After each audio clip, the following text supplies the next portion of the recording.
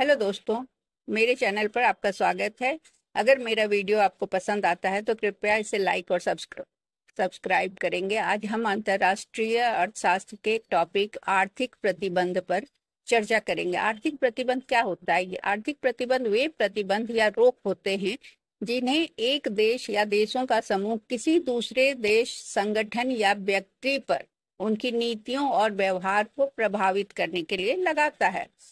यह एक विदेश नीति का उपकरण है जिसका उपयोग सीधे सैन्य कार्रवाई न करके प्रतिबंध लगाकर किया जाता है। इसका उद्देश्य है देश पर दबाव डालना, गलत व्यवहार को दंडित करना या उसे अंतर्राष्ट्रीय स्तर पर अलग थलग कर देना। आर्थिक प्रतिबंध कई प्रकार के होते हैं। पहला होता है व्यापार प्रतिबंध, जिसमें आयात निर्यात पर रोक लगाया जाता है। उदाहरण के लिए अमेरिका द्वारा चीन को उच्च तकनीकी चिप्स के निर्यात पर प्रतिबंध लगाया गया।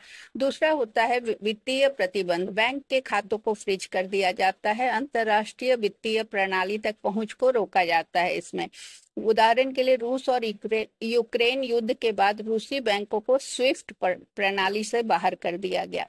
तीसरा है निवेश प्रतिबंध। कुछ क्षेत्रों या कंपनियों के में निवेश पर रोक लग जाता है, जैसे वो अमेरिका और यूरोप द्वारा ईरान के तेल और गैस क्षेत्र पर निवेश पर रोक लगा दिया गया। फिर चौथा है यात्रा प्रतिबंध।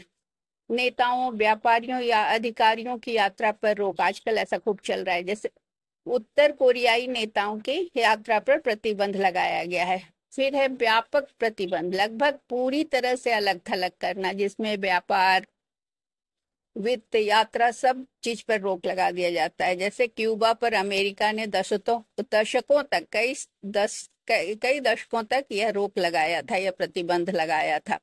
आर्थिक प्रतिबंधों के उदाहरण है रूस।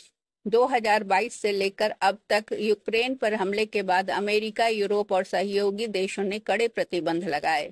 रूसी बैंकों को स्विफ्ट से हटाया गया, अमीर व्यापारियों की संपत्ति जब्त की गई और तेल आयात पर रोक लगाया गया। इसका प्रभाव क्या हुआ? रूबल गिर गया, महंगाई बढ़ी, लेकिन रूस ने चीन और भारत के साथ अपना व्यापार बढ़ा लिया। दूसरा है ईरान। 2006 से लेकर अब तक परमाणु कार्यक्रमों के कारण उस पर प्रतिबंध लगाया गया। अमेरिका ने तेल व्यापार पर रोक लगाई, बैंकिंग पर पाबंदी की और संपत्तियां फ्रीज की गई। इसका रिजल्ट क्या हुआ? परिणाम हुआ अर्थव्यवस्था धीमी पड़ी, लेकिन 2015 के न्यूक्लियर डील में राहत मिली। न्यूक्लियर डील को JCPOA कहा जाता है। तीसरा है उत्तरी कोरिया। परमाणु हथियार कार्यक्रम की वजह से संयुक्त राष्ट्र और अमेरिका के सहयोगियों ने लंबे समय तक प्रतिबंध लगाए। हथियार व्यापार पर रोक लगा, तेल आपूर्ति में कमी की गई, संपत्ति जब्त किया गया। इसका परिणाम हुआ